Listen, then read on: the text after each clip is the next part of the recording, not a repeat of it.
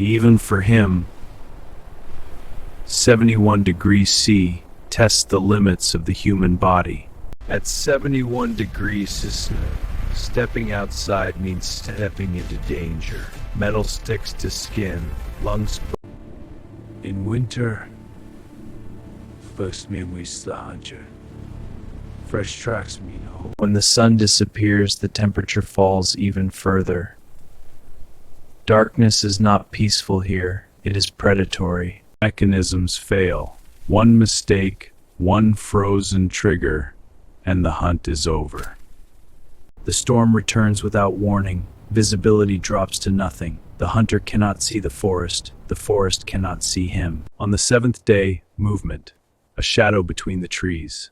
1,000 kilograms of muscle and instinct. In 71 degrees, hesitation is defeat.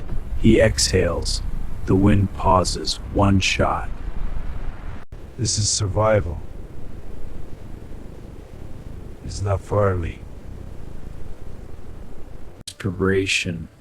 And tomorrow, il la revoirai de 71.